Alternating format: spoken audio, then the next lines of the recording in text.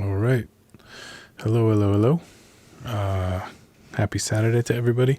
Hope you're having a fantastic day and a great weekend so far.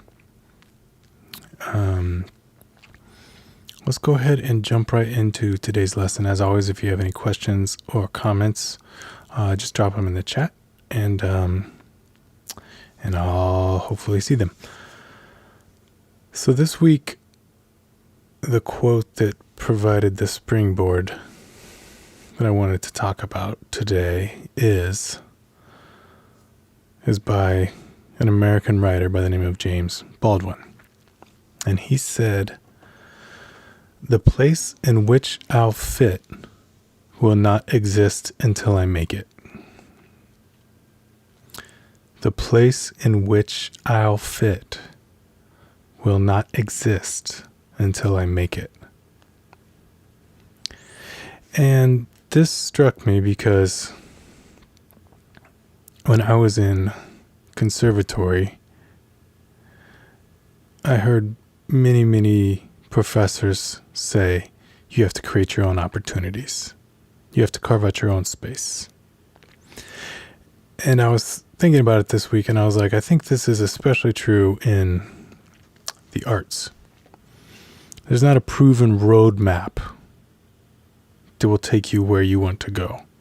There's not a roadmap the way there is with a profession like a lawyer or a doctor or a teacher.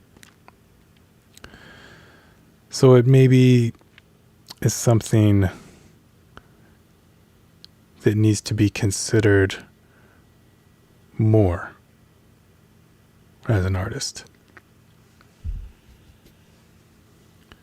And one of the things that you can do to help create these opportunities for yourself is to make a list of the steps that you can take to get to your goal.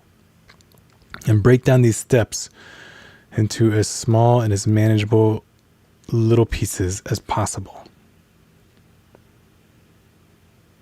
If you don't know how to get from the letter A to the letter E, getting from the letter A to the letter Z is going to seem impossible. So break these steps down into very small pieces. And if you stumble or if you need help along the way, ask for it. Because even if you're trying to do something that's never been done before, there will be people who have done something similar. These are mentors, these are guides. And when you're asking for help, I would recommend asking people that you trust. And maybe not to ask absolutely everyone, because then you might suffer from too many cooks in the kitchen. You might get too many opinions and might even be more confused about the direction you should be going in than if you hadn't even asked at all. And I was reminded of how I got a gig in college. And it started off me and this guitar player who would play, on our own time. We played really frequently. And then we decided, maybe we should play out. So we recorded some music. And then after we recorded the music, I went out. I hit the streets. I gave the music to places that I thought would be good to play at. And out of maybe 20 or 25 attempts, we got one hit, which is honestly not bad. Even if we didn't get any hits, it would have been a good exercise. It would have been a good experiment. And we'd have to ask ourselves, why didn't we get any hits? Was the music not good? Were we giving it to the wrong venues? Maybe the approach of giving it to the venues was unprofessional. So it would have been a learning experience. And that's very important as we're trying to achieve our goals, reach our opportunities, create our spaces. That these failures are going to give us learning experiences, and then we need to use those. And so we did finally get that one hit. And it was really really beneficial because then it allowed us to play with other individuals that we might not normally get to play with. Got to compare ideas with other people.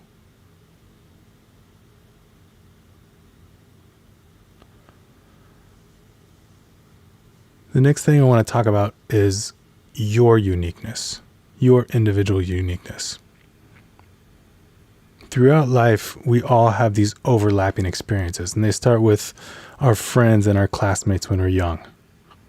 And as we get older, they kind of evolve into friends, coworkers, and peers.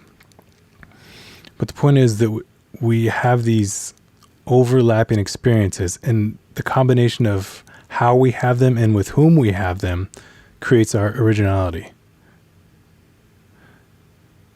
And we will never have the same overlapping experience as someone else. I may know persons A, B, and C, and person B knows persons C, D, E, and F. But maybe I didn't know F.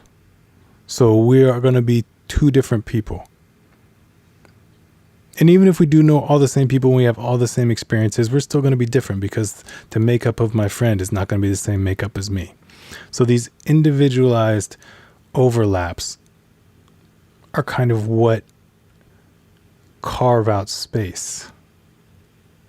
They automatically make a space for us. And then we need to continue to develop and expand that space by being introduced to new ideas or new people. Like on that gig that I had with my friend, we would hire in other musicians to present their new ideas, these new people. Another thing is to let go of old ideas and people. Just as important. And pay attention to where you, individually, you flourish. And develop that. Maybe you're really good with people. You can network really well. So get in situations where you can use those skills. Maybe you get your information from music, listening to albums. Maybe you get it from reading books.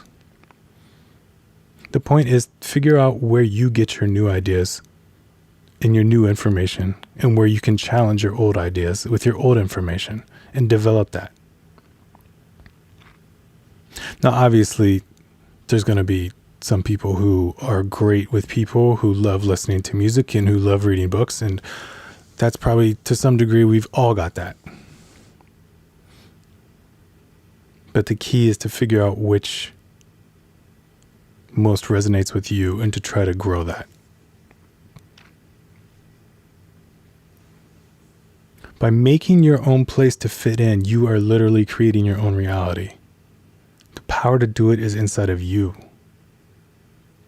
You can create your own reality. No one else is going to tell you how to do it. And no one else is going to do it for you. It's very liberating. You've got this power. You need to use it. A couple of last tips I have about this. If you have a question, ask the question. Don't be bashful.